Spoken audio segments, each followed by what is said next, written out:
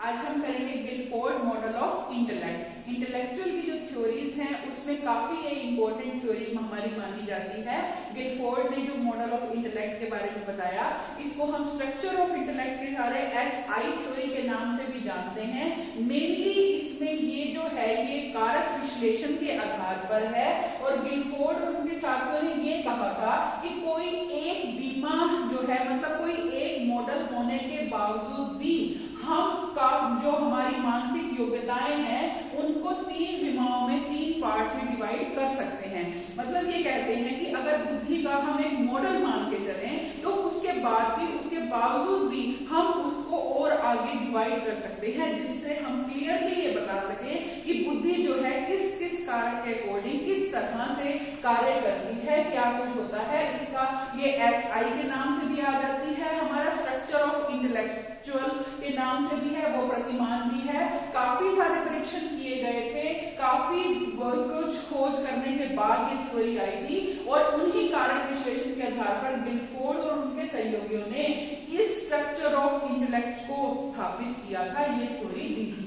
उन्होंने क्या कहा था मेनली कि कोई एक बीमा वाले प्रतिरूप मतलब एक डायमेंशनल मॉडल के बावजूद भी मानवीय जो मानसिक योग्यताएं हैं उनको हम 3 बीमाओं में 3 संक्रियाओं में हम डिवाइड कर सकते हैं और वो 3 मेनली जो इस थ्योरी का बेस है वो क्या है हमारे। सबसे पहले है संक्रिया ऑपरेशंस, जिनको हम मेंटल ऑपरेशंस के नाम से भी जानते हैं। फिर है विषय वस्तु कंटेंट, इंटेलेक्चुअल कंटेंट है, और उत्पाद प्रोडक्ट्स, इंटेलेक्चुअल प्रोडक्ट्स के नाम से जानते हैं हम इनको। इसमें डिवाइड किया जाता है जैसे कि इस पूरा इस चित्र के अंदर। इसके बाद हम ये देखेंगे कि ये जो मॉडल है वो किस तरह से है, उसके अंदर इन्होंने डिवाइड करके बताया है।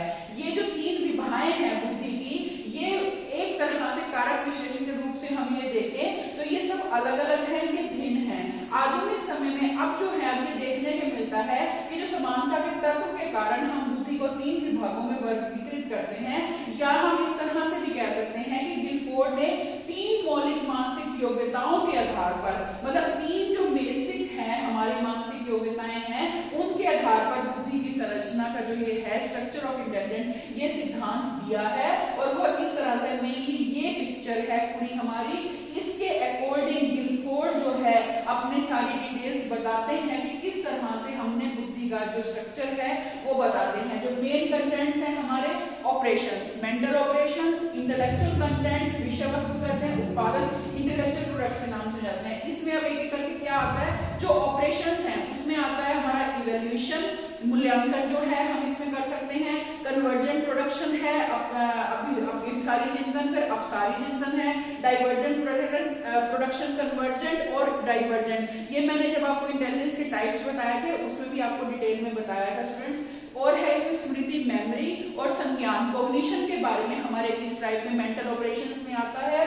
फिर है उत्पादन, जो इंटेलेक्चुअल और हमारा जो प्रोडक्शन है उसमें है हमारी इकाइयां, वर्ग, संबंध, पद्धति, हमारा जो है स्थानांतरण और अपादान मतलब units, classes, relation, system, transformation और इंप्लीकेशंस हैं। और फिर है साथ साथ हमारा कंटेंट्स, जो इंटेलेक्चुअल कंटेंट्स हैं वो कौन से हैं, फिगरल, सिंबॉलिक, सिमेंटिक और बिहेवियर। ये इस तरह से अगर हम ये देखें जैसा कि आपको सामने आप लोग देख भी पा रहे हैं कि यहाँ पे इन्होंने 5 ऑपरेशंस बताए हैं, ये 6 प्रोडक्शंस हैं और 4 ये हैं। तो 6 × 5 × 4 करके ये 120 जो है बेसिक ये स्ट्रक्चर में इस मॉडल में उन्होंने विशेषताएं ली हैं। इन 120 के आधार पर इसी तरह से जब ये टोटल आता है तो 120 बताया जाता है और 120 ऐसे आता है कि हमारा 5 × 6 × 4 ये हमारा यहाँ पे स्ट्रक्चर रहता है। इस तरह से हमारा होता है। हालांकि आगे आगे और खोज के बाद भी काफी कुछ उन्होंने इसमें ऐड भी किया है, ये भी और बढ़ गए थे, 1 पॉइंट वो भी बढ़ गया तो वो 180 तक भी ले गए थे जब और आगे विश्लेषण करते हैं। लेकिन मेनली डिपेंड करता है कि खोज कितनों की हुई है। तो इन्हीं को पहले स्टार्टिंग में गिलफोर्ड ने डिटेल में बताया था कि किस तरह से हम बुद्धि को परिभाषित कर रहे हैं, वर्गीकृत कर रहे हैं और विशेषताओं को जान रहे हैं। अब एक एक करके हम ये देखेंगे कि है क्या, किस किस चीज का इसमें हम देख सकते हैं। तो सबसे पहले ऑपरेशन जो आता है हमारा संक्रिया, जो हमारा पहला पार्ट है मेंटल ऑपरेशंस, जो ये संक्रिया है इसमें अधिगम के लिए ये कहते हैं मतलब लर्निंग के लिए ये आधारभूत है। मतलब जो ये मेंटल ऑपरेशंस होते हैं, ये नहीं कि सिर्फ कुछ भी सीखने के लिए जरूरी है, जरूरी नहीं, ये आधार है, बेस है, इसके बिना व्यक्ति कुछ भी नहीं कुछ सीख सकता। तो सबसे पहले इसके अंदर क्या है, कॉग्निशन है, संज्ञान, इसका सीखने में महत्व है। कॉग्निशन क्या होता है, पहचानना, कोई भी चीज हम जो देख रहे हैं, सुन रहे हैं, उसके बारे में ज्ञान होना, नॉलेज होना, दैट इज कॉग्निशन, संज्ञान। फिर है स्मृति, मेमोरी, ये सीखी हुई विषय सामग्री को धारण करती है। जो भी हम कुछ सीख रहे हैं, नेचुरली बात है, वो हमारे माइंड में, हमारी मेमोरी में रहेगी, तभी हम उसका आगे यूज कर सकते हैं। तो इसका भी अपने आप में बहुत ज्यादा इंपॉर्टेंस है। फिर है अभिसारी चिंतन, डाइवर्जेंट थिंकिंग ऑफ प्रोडक्शन, ये सृजनात्मकता का, क्रिएटिविटी का हमारा सहसंबंध है कि कुछ भी क्रिएटिव करना है।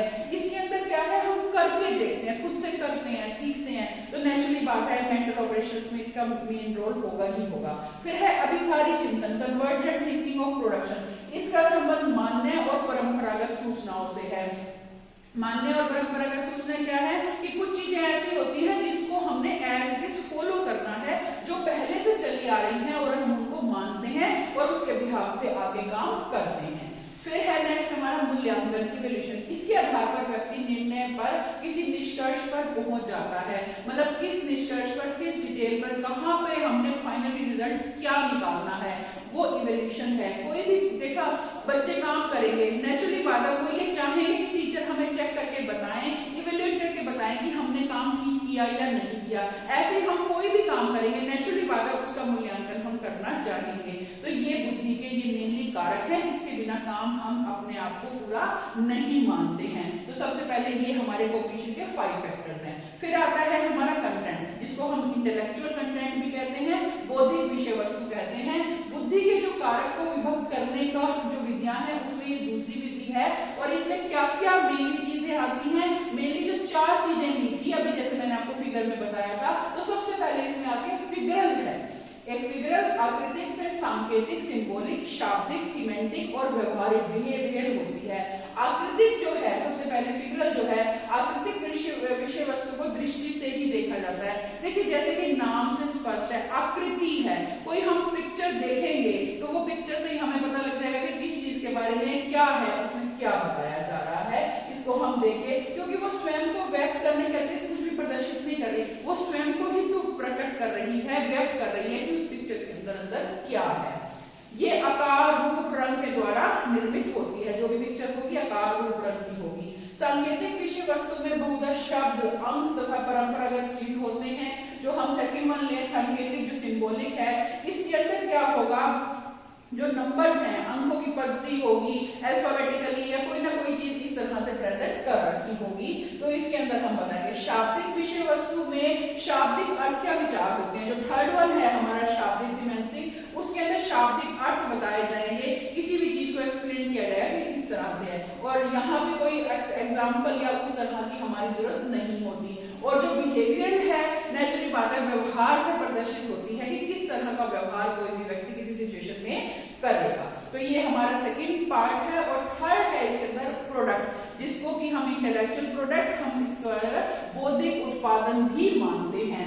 अब ये जो है 5 प्रकार की क्रियाएं होती हैं और 4 प्रकार की विषय वस्तु, मतलब विषय वस्तु में जो 4 चीजें आई थी, ये 5 उनके ऊपर हमारे जो 5 क्रियाएं हमारी सबसे पहले हमारी थी, वो क्रियाएं इन पे विषय वस्तु पे डाल रही हैं। और इसके ऊपर इफेक्ट डालने की वजह से प्रोडक्ट, रिजल्ट क्या निकला, वो हमारा प्रोडक्ट में होता है। जो 6 तरह का हमारा प्रोडक्ट निकल के आता है। मतलब क्या है, जब मेन चीजों का, कन्वर्जेंट थिंकिंग, डाइवर्जेंट थिंकिंग का, मेमोरी का, इन सब का हमारा शाब्दिक पे, इंटेलेक्चुअल पे, सिंबॉलिक पे, सिमेंटिक पे, बिहेवियर पे फर्क पड़ा, हमारी बुद्धि का, मतलब बुद्धि के कारकों का फर्क पड़ रहा है। और उस सब से क्या रिजल्ट निकल के आया, क्या प्रोडक्ट होता है। हम कोई भी मेहनत करते रहते हैं, जैसे कोई ये कहते हैं फाइनली रिजल्ट क्या है, क्या रिजल्ट निकला, वो प्रोडक्ट होता है। तो वो क्या निकल के आया, यूनिट, इकाई, अलग अलग हिस्सों में हमने जो कुछ सीखा उसे बांट के सही से हिस्सों में हम यूनिट्स में एक्सप्लेन कर सकते हैं। वर्ग, क्लासेस की अलग अलग क्लास, यहाँ कोई ये नहीं है कि आप कौन सी क्लास में पढ़ते हो, जो भी हमने काम सीखा करा वो किस क्लास का, वो किस स्टैंडर्ड का, किस तरह का है, वो डिवाइड किया। रिलेशन, आपस में एक दूसरे से रिलेशन में क्या सीखा, क्या समझा, वो चीजें हैं। फिर है सिस्टम, इस सिस्टम से आप कोई भी काम कर रहे हो, सीख रहे हो, समझ रहे हो, वो बताइए। ट्रांसफॉर्मेशन ट्रांसफॉर्मेशन आता है कि एक चीज का दूसरे में हम किस तरह से ट्रांसफॉर्मेशन करते हैं, एक सीखी हुई चीज का हम कैसे, जैसे किसी ने पहले साइकिल चलाना सीख लिया, वो सीखना उसको स्कूटर या एक्टिवा सीखने में किस तरह से हेल्प कर रहा है, रोड सेंस उसको हो गई, ब्रेक लगाना उसको आ गया तो वो उसको हेल्प करेगा। इसी तरह से फिर वो आगे और कुछ सीख रहा है तो पिछली सीखी हुई चीजों से नए में क्या हेल्प मिल रहा है, दैट इज ट्रांसफॉर्मेशन। फिर है एप्लीकेशन, प्रयोग, कि हम जो भी कुछ हमने सीखा समझा, माइंड में हुआ, मेमोरी में हुआ, लेकिन उसको एप्लीकेबल भी तो करना है, कहीं अप्लाई भी हमने करना है, तो वो हम इस स्टेज में आगे करते हैं एप्लीकेशन, कि उसमें सीखना समझना किस तरह से हम अपनी नॉलेज को, हम अपनी लर्निंग को यूज कर रहे हैं, सीख रहे हैं। तो इस तरह से ये जो कारक हैं 3 तरह के वर्गीकरण में है जो हमने चित्र में भी देखे, और इन्हें ही हम बुद्धि संरचना के प्रतिरूप के नाम से भी जानते हैं, कि यही जो मेनली प्रतिरूप हैं हमारे सारे बुद्धि के जो इसमें बताए गए हैं। गिलफोर्ड का जो सिद्धांत है, जो सिद्धांत इन्होंने दिया है, उसमें आइजिंग ने ये कहा कि गिलफोर्ड ने बुद्धि की संक्रियाओं को, जो भी मेंटल एक्टिविटीज सारी चीजें थी, ऑपरेशन थी, उसको विभक्त किया है, और ये जो संक्रियाएं हैं, संक्रियाएं, विषय वस्तु और उत्पादन, कुल मिलाकर 120 असंभव अंतर क्रियाएं हैं। देखिए संक्रियाएं अभी जो मैंने अलग अलग बताया, संक्रियाओं में हमारे 5 थे, 6 हमारे विषय वस्तु, 4 हमारी विषय वस्तु थी और 6 हमारे उत्पादन थे, तो वही 5 × 6 × 4 करके 120 बताई गई हैं, जो कि अलग अलग इन खानों में, एक बार पिक्चर दिखाना, जो हमारी 120 पिक्चर, देखिए ये बॉक्सेस बने हुए हैं, यहाँ पे ये क्लियर कट यहाँ पे दिख रहा है, 5 ये हमारे, 4 ये, 6 ये और 4 ये, तो ये इस तरह से डिवाइड, देखिए 1 2 3 4, ये हमारी विषय वस्तु है, ये फिगरली, सिंबॉलिक, ये अलग अलग टेबल्स बनाई गई हैं, ये 3D मॉडल है, और यहीं पे ये उत्पादन निकल के आता है। तो ये सब जब आपस में मल्टीप्लाई हो जाते हैं तो ये 120 जो है हमारी प्रक्रियाएं होती हैं। तो इस तरह से उन्होंने पिक्चर से सारी प्रक्रियाओं को उन्होंने बताया है और समझाया। देखिए यहाँ पे लिख भी रखा है 6 × 5 × 3, लेकिन अब ये कहते हैं कि बताया उन्होंने 120 है, लेकिन जब खोजा गया, फैक्ट एनालिसिस किया गया, विश्लेषण किया गया, तो 90 ही खोज पाए, पूरे 120 तक नहीं पहुंचे हैं। जो जैसे मांडलिव ने पीरियोडिक टेबल करी थी, पहले तो उन्होंने पूरा कर लिया था, लेकिन कई तत्वों का और बाद में ज्ञान हुआ। तो इसी तरह 120 कारकों की कल्पना तो करी है गिलफोर्ड ने, लेकिन अभी तक वास्तव में 90 कारक ही उपलब्ध हो पाए हैं। हालांकि ये खोज ये आगे चल भी रही है, इन 120 से लेके 180 तक भी पहुंच गए थे आगे गिलफोर्ड, 180 उन्होंने बता दिए थे, लेकिन एक्चुअल में कितने हैं सामने हम वो चीज देखते हैं। लेकिन फिर भी इन्होंने बुद्धि को क्लियरली यहाँ पे फैक्टर्स में बांट के डिटेल में इन्होंने बताया था। तो काफी ही पुराना और बहुत ही इफेक्टिव, अच्छे से बुद्धि को समझाने वाला ये सिद्धांत था कि किस तरह से बुद्धि का एक दूसरी चीज का दूसरे पे रिजल्ट पड़ता है और क्या प्रोडक्शन हमारी निकल के आती है। तो क्या विशेषताएं हैं हमारे इस सिद्धांत में? इस प्रतिमान के माध्यम से बुद्धि से संबंधित अनुसंधानों को नई दिशा मिली है। मतलब बुद्धि से रिलेटेड जो भी रिसर्चेस किए जा रहे थे उसको एक नई दिशा मिली थी। मतलब हम किस फील्ड में किस तरह से हम और खोज करें, वो ये हमें बेस प्रदान करता है। ये वाले हमारा जो स्ट्रक्चर ऑफ इंटेलिजेंस है, पर्याप्त बुद्धि के होने के बाद भी जो सीखने में असफल रहने वालों के लिए यह एक अत्यंत महत्वपूर्ण प्रतिमान है। देखिए कई बार क्या है, बच्चा प्रैक्टिस करता रहता है, सीखता रहता है, लेकिन वो रिजल्ट तक नहीं पहुंच पाता, वो सीख नहीं पाता। तो ये वाला हमारा जो मॉडल है ये हेल्प करता है ये जानने में कि वो क्या चीज सीख रहा है, क्या नहीं सीख पा रहा, क्योंकि हर एक चीज का दूसरे पे इफेक्ट पड़ रहा है। जो हमने पहले सीखा, फिर हमारी मेमोरी में क्या चीज गई, वो हमारे किस तरह से इंटेलेक्चुअल में ऐड हो रही है और किस तरह से हम सीखते हैं। तो ये काफी हेल्प करता है ये मॉडल। और अगर बच्चा ऐसा हो रहा है तो कहाँ पे लैकिंग है, कहाँ पे कमी है, जो हम उसको सिखाना। ये प्रतिमान बहुत ही व्यवस्थित सिमेंटिक प्रतिमान है, क्योंकि सिस्टमैटिक चलता है, एक के बाद एक किस तरह से इफेक्ट पड़ रहा है वो बताया जाता है। और मनोविज्ञान के क्षेत्र में ये एक महत्वपूर्ण और उपयोगी प्रतिमान है। काफी हमारा इंपॉर्टेंट जो है ये थ्योरी मॉडल, ये गिलफोर्ड का मॉडल माना गया है। इस प्रतिमान के द्वारा बौद्धिक व्यवहार किस प्रकार, कैसे और क्यों गठित होता है, इस सब के बारे में क्लियरली बताया गया है कि जो भी हम मेंटली हम जो बिहेवियर करते हैं, बौद्धिक व्यवहार मेंटली जो बिहेवियर है वो कैसे होता है, क्यों होता है, क्या रीजन उसके पीछे रहते हैं, वो क्लियरली इसमें पता पता लगता है और बालकों के मार्गदर्शन और निर्देशन में ये सिद्धांत जो है काफी हमारा हेल्पफुल होता है।